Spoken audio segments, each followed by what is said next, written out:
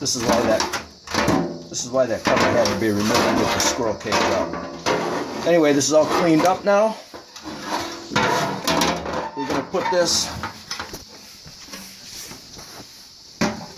in position so we can reinstall the motor.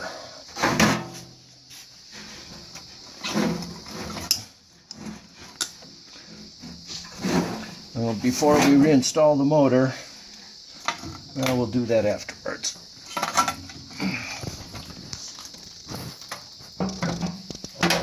Motor goes onto the shaft of the impeller.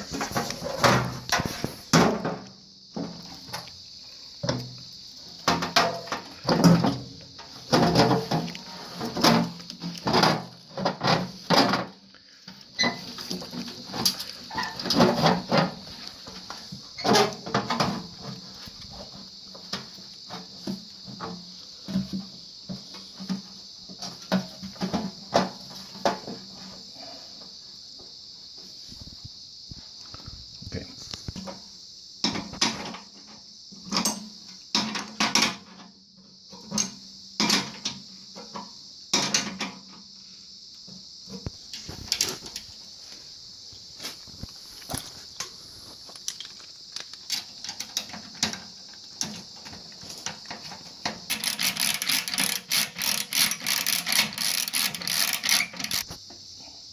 Okay, so we've got the fan.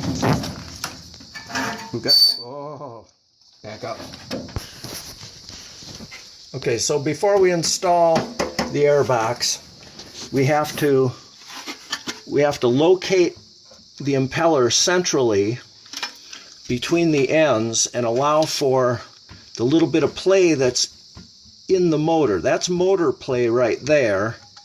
This is the loose fan. So we want to get this about in the middle because there's intakes on both sides. And we're just gonna, there's plenty of clearance, so I'm just gonna eyeball it and get it about in the middle and torque this down.